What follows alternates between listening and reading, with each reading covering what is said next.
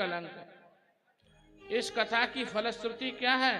इस कथा की फलश्रुति है कि जो भी इस कथा को सुनता पढ़ता है उसके ऊपर लगे हुए मिथ्यापवाद, मिथ्या कलंक से वह निवृत्त हो जाता है।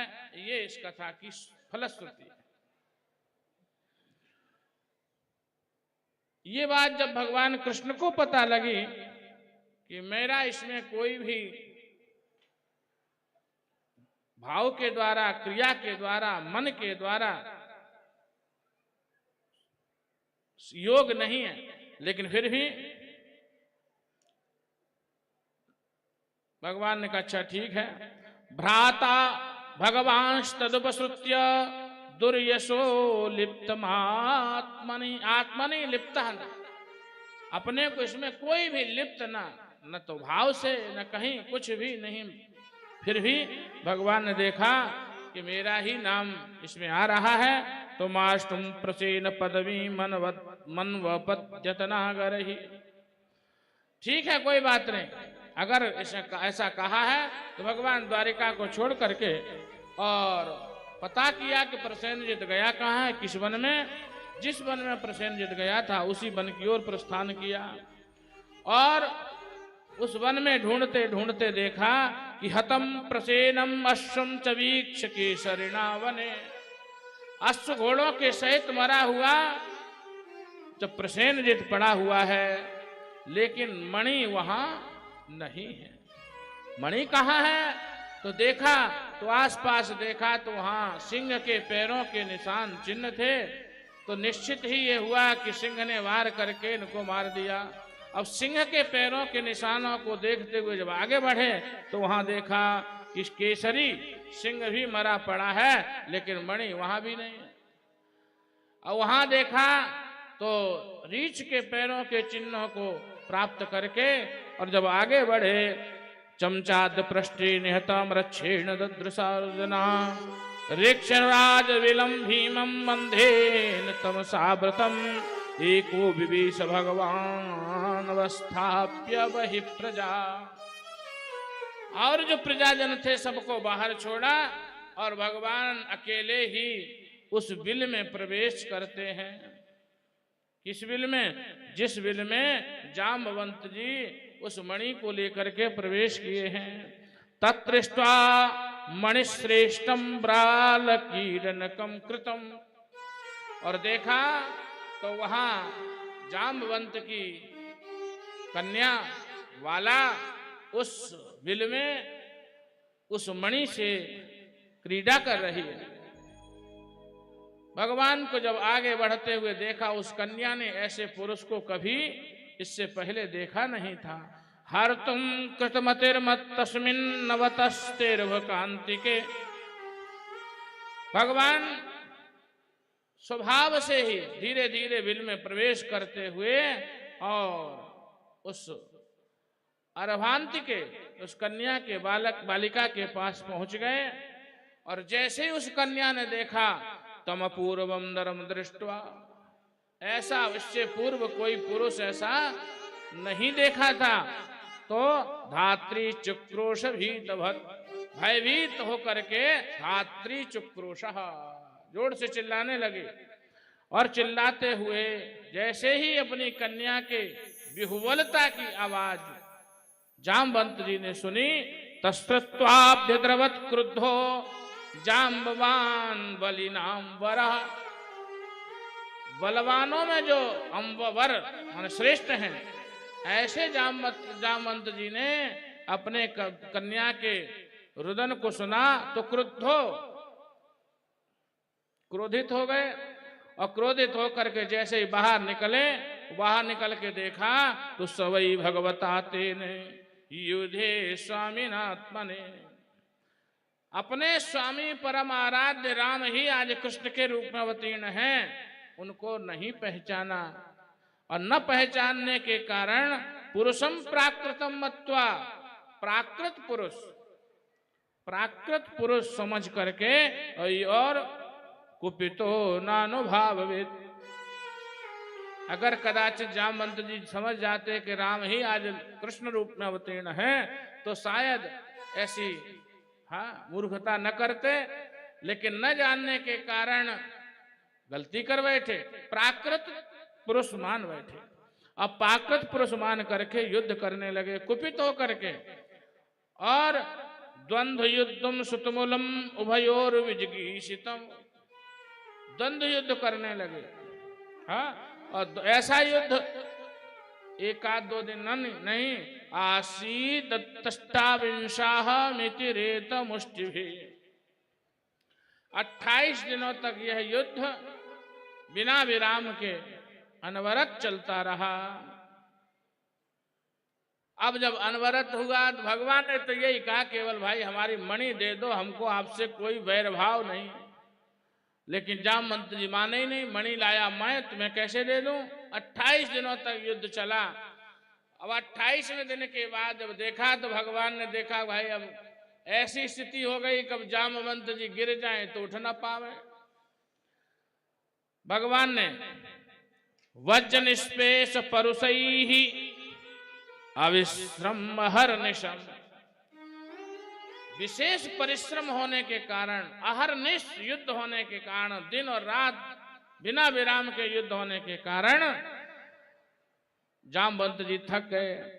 और उसी समय उसी काल में भगवान ने कृपा पूर्ण एक वक्षस्थल पर एक मुष्टिका का प्रहार किया, और जैसे ही मुष्टिका का प्रहार किया, कृष्ण मुष्ट विनिष्पात, भगवान समझ तो गए अब इनकी तथा तो नहीं है, लेकिन फिर भी जैसे ही मुष्टिका का प्रहार किया तो निष्पृष्टांगो उरुबंधनः, उरुबंधनः, जामवंत जी पृथ्वी पर गिर पड़े और बंधनों से मुक्त माने ऐसा लगा जैसे प्राण ही निकल जाए, उठने की तथा नहीं रही।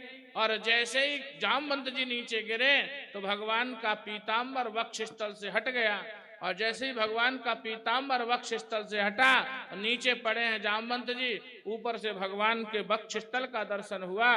जामवंत जी ने देखा, ओहो ये कोई सामान्य पुरुष नहीं, ये तो हमारे आराध्य भगवान इष्ट हैं, राम हैं, क्योंकि विष्णु ही राम है, राम ही विष्णु हैं, कृष्ण भी विष्णु हैं और कृष्ण ही राम हैं। भगवान के वक्षस्थल पर भृगु के पादार विंद के निशान, वैजयंती की माला, कौस्तुभ मणि, इन सुभाषिष चिन्हों को देख करके जामवंत जी समझ गए ये तो केवल हमारे भगवान के अतिरिक्त इनको कोई धारण नहीं करता। चतुर्भुज रूप भगवान के यहाँ तो पार्षदों को भी मिल जाता है, भगवान के जो पार्षद हैं उनके भी चतुर्भुज रूप हैं, वो भी मणि मुकुट इत्यादि धारण करते हैं। सायुज्य सामीप्य जो लोक में निवास करने वाले जो भक्त हैं, सायुज्य मुक्ति को प्राप्त करने वाले, सामीप्य मुक्ति को प्राप्त करने वाले, वो भगवान के ही समान स्वरूप वाले होते हैं। लेकिन भगवान के विशेष चिन्ह हैं कौस्तुभ मणि, भृगु के पादार विंद वक्षस्थल पर धारण करते हैं, वैजयंती की माला, ये भगवान के चिन्ह केवल भगवान ही धारण करते हैं, कोई अन्य नहीं। ऐसा देख करके जामवंत जी ने पहचान लिया, और पहचान करके भगवान से हाथ जोड़ करके कहा, प्रभु अगर पहले ही बता देते आपका पदार्पण हुआ तो ये 28 दिन क्यों बर्बाद होते। भगवान ने कहा बताया तो था लेकिन सुन नहीं रहे थे। हाँ, क्योंकि जब तक शरीर में ताकत होती है ना, तब तक व्यक्ति बुद्धि से काम कम लेता है, शरीर की ताकत से ज्यादा लेता है। और जिसमें ताकत कम होती है, हमारे यहाँ ब्रजवासी कहावत कहते हैं, ताकत कम और गुस्सा ज्यादा ये लक्षण पिट जाने के, और आमदनी कम खर्चा ज्यादा ये लक्षण मिट जाने के। हाँ, आमदनी हो कम और खर्चा हो ज्यादा तो फिर क्या, धीरे धीरे हाथ में कटोरा ही आ जाएगा। शरीर में ताकत हो कम और सबसे भिड़ने की हो इच्छा तो पिटने का ही लक्षण है और कोई नहीं है। तो ताकत कम और गुस्सा ज्यादा ये लक्षण पिट जाने के, आमदनी कम खर्चा ज्यादा ये लक्षण बिक जाने के। इसीलिए क्षीण सत्वः छिन्न गात्रस्तमाहातीव विस्मितः, क्षीण सत्व अर्थात बल का क्षीण होना जामवंत जी के लिए बहुत असहाय, तो उठ भी न पावे। भगवान ने क्या किया, भगवान ने करुणा का हाथ जामवंत जी के शरीर पर घुमाया, और जैसे ही जामवंत जी के शरीर पर घुमाया तो पूरी पीड़ा चली गई। और विस्मिता, महा आश्चर्य हुआ, वाह भगवान, जाने तुम सर्वभूतानां प्राणाओजसो बलम।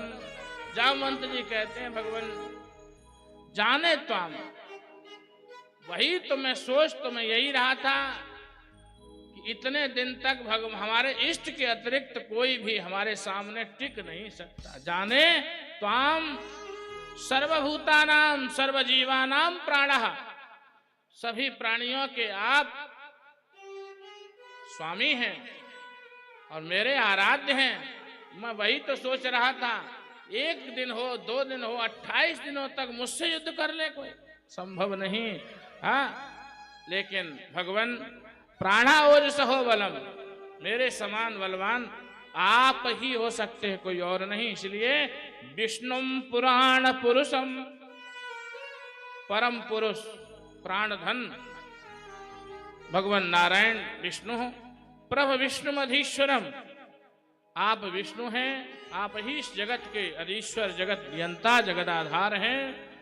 तुम ही विश्व सृजाम सृष्टा, आप ही इस विश्व के सृष्टा हैं, और आप ही सृज्यान, आप ही इसको सृजन करने वाले हैं, आप ही इसका पोषण करने वाले हैं, आप ही इस जगत का संहार करने वाले हैं। हे प्रभु, कालः कलयतामीशः, आप काल के भी काल ईश्वर हैं, और पर आत्मा तथात्मनः,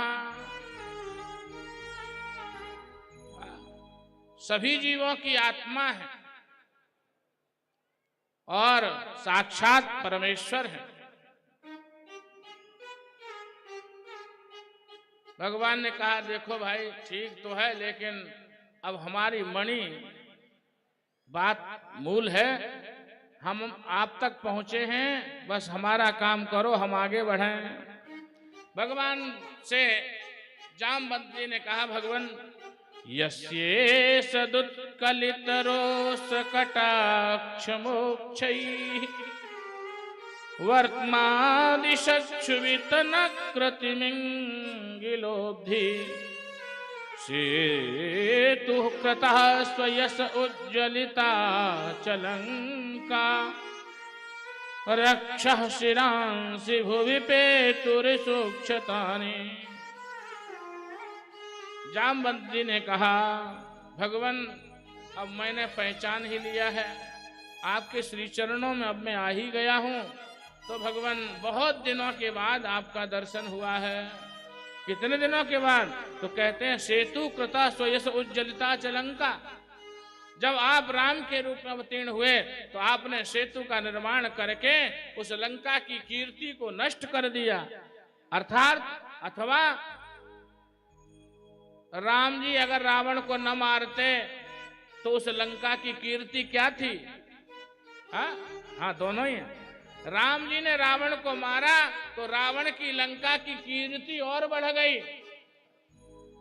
ऐसे प्रभु आप जब अयोध्या में पहुंचे तो अयोध्या में राज पद पर प्रतिष्ठित होकर के मैंने भगवान आपका दर्शन किया। और वैसे उस समय तो आप दशरथ नंदन, कौशल्या नंदन के रूप में भगवान थे। इस समय आजकल इति विज्ञात विज्ञानम रक्षराजनमिच्युतः व्याजहार महाराजो भगवान देवकी सुतः। हे भगवान, आजकल आप कहाँ हैं? क्योंकि आपका ठिकाना नहीं है ना। हाँ, कपिल के रूप में आते हैं तो देवहूति और करदम के यहाँ, वामन के यहाँ आए तो कश्यप अदिति के यहाँ। इसलिए भगवान आजकल आप कहाँ विराज रहे हैं? तो भगवान ने कहा, भगवान हाँ, आजकल मैं द्वारिका में रह रहा हूं। वसुदेव नंदन और देवकी नंदन मुझे कहा जाता है। अभिमृश्यारविंदाक्ष पाणिना शंकरेण तम। भगवान के हाथों में हाथ रख करके और हे अरविंद नेत्र भगवान बड़ी करुणा की, आपने दया की। आपका दर्शन पाने के लिए मैं एक एक क्षण भटक रहा था। जब से आप अयोध्या का त्याग करके गए तब से भगवान आपका दर्शन प्राप्त नहीं हुआ। मैं तो प्रतीक्षा में था कब आप अपनी प्रतिज्ञा को पूर्ण करेंगे, कब मुझे दिया हुआ आश्वासन पूर्ण करेंगे। भगवान आज बड़ी कृपा की। एक दिन अयोध्या में जामवंत जी महाराज सरयू के किनारे दंड बैठक लगा रहे थे। देखो भाई, जो पहलवान होता है ना, वो बुढ़ापे में भी भले ही उससे एक लोटा पानी न लेके पिया जाए, लेकिन फिर भी चलते फिरते में शरीर में एक आध दो मरोड़ा तो लगा ही देता है। एक आध बैठक तो मार ही देगा। भले ही वृद्धावस्था थी, लेकिन फिर भी जामवंत जी सरयू के किनारे। राम जी ने कहा, क्या बात जामवंत जी महाराज, अब बुढ़ापे पर? बोले भगवान क्या बताएं, बुढ़ापा तो ही था, लेकिन ताकत तो है, लेकिन उस बल का प्रयोग नहीं हुआ।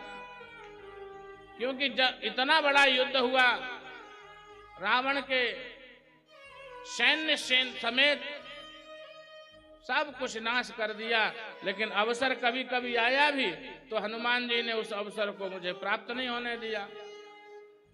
तो बल का प्रयोग नहीं हो पाया। भगवान अब क्या बताएं, सोचता हूं एक आध हाथ आपसे ही हो जाए। एक आध हाथ आपसे ही हो जाए। भगवान ने कहा, भाई ये तो संभव नहीं है, ये तो संभव नहीं है। क्यों? क्योंकि इसमें मर्यादा नहीं है। अगर आप सेवक हैं तो मैं स्वामी हूं, स्वामी और सेवक का युद्ध ठीक नहीं। और अगर नहीं तो अगर सखा हैं तो सखा सखा का भिड़ना ठीक नहीं। और हम राजा हैं, आप हमारी प्रजा हैं, तो भी भिड़ना ठीक नहीं। इसलिए तो बोले भगवान, फिर राम जी ने कहा, अच्छा ठीक, अगर तुम्हारी ऐसी इच्छा है तो उस इच्छा की पूर्ति तो मैं करूंगा, लेकिन द्वापर में करूंगा। मैं कृष्ण के रूप में अवतार धारण करूंगा, तब तुम्हारी इस इच्छा की पूर्ति अवश्य करूंगा। बोले भगवान, इस समय त्रेता और कहां द्वापर? बोले हमारे प्रतीक्षा करते रहोगे। इसका मतलब क्या है? इसका मतलब है जैसे परीक्षित जी को श्राप मिला, अद्यत सप्तमे हनि, आज के 7वें दिन आपको तक्षक सर्प डसेगा और मृत्यु होगी। इसका मतलब है कि 7 दिन से पहले 6 दिन में, 5 दिन में, 4 दिन में, 3 दिन में आपकी मृत्यु नहीं हो सकती। ये तो वरदान हुआ क्या? ये तो श्राप 7वें दिन का है, लेकिन दूसरे मुख से अगर देखें तो ये तो गारंटी हो गई, वरदान भी हो गया कि 6 दिन तक आप नहीं मरोगे। हमारी आपकी 6 दिन की गारंटी है क्या? 1 दिन की भी नहीं है। लेकिन परीक्षित जी की गारंटी हो गई कि आप 6 दिन में नहीं मरोगे, 7वें दिन मरोगे। तो इसका मतलब है कि द्वापर में मैं आऊंगा कृष्ण रूप में, तब तुम्हारी इस इच्छा की पूर्ति करूंगा। इसका मतलब है तब तक आप शेष रहोगे। तो जामवंत जी ने कहा, भगवान अगर ऐसा आदेश है तो एक काम करें, हमारी एक कन्या है, इस कन्या को आप ले लीजिए, क्योंकि मैं अगर प्रतीक्षा करूंगा तो कहीं जंगलों में भटकता हुआ रहूंगा, तो मैं इसको कहां तक ले जाऊं। इस कन्या को आप स्वीकार कर लीजिए। राम जी ने कहा, यह भी संभव नहीं है, क्योंकि इसमें भी मर्यादा नहीं है। आप प्रतीक्षा करो, द्वापर में मैं आऊंगा तो दोनों इन कामनाओं की पूर्ति आपकी कर दूंगा। एक ऐसा कह करके मिथ्याभिशापम प्रमृजन्नात्मनो मणिना मुना, जामवंत जी ने मणि ली और मणि ले करके भगवान को दे दी। बोलो लो भगवान मणि, मणि हेतोर्य प्राप्ता, मणि को दे करके भगवान आप भी अपने मिथ्या कलंक से मुक्त होइए और मेरे ऊपर भी कृपा करिए। मणि दे दी और मणि के बाद जामवंत जी ने कहा भगवान एक प्रार्थना और है। एक का तो वरदान आपने पूर्ण कर दिया, अब दूसरी है कि इत्युक्तः स्वाम दुहितरम कन्याम जाम्बवती मुदा, मेरी जाम्बवती कन्या है, पुत्री है, उस कन्या को भी आप स्वीकार कर लीजिए, बस दोनों इच्छाएं मेरी पूर्ण हो जाएगी। अर्हणार्थ समणिना कृष्णायोपजहार, भगवान ने उस मणि को लेकर के और कन्या जाम्बवती को भी लिया और लेकर के द्वारिका में पहुंचे। और द्वारिकावासी आज प्रतीक्ष द्वादशाहानि दुखिता स्वपुरम ययुः, 12 दिन आज हो गए, भगवान की कोई सूचना नहीं, द्वारिकावासियों को कोई आदेश नहीं, कोई पता नहीं गए कहाँ हैं भी कि नहीं है। आज 12 दिनों के बाद जब भगवान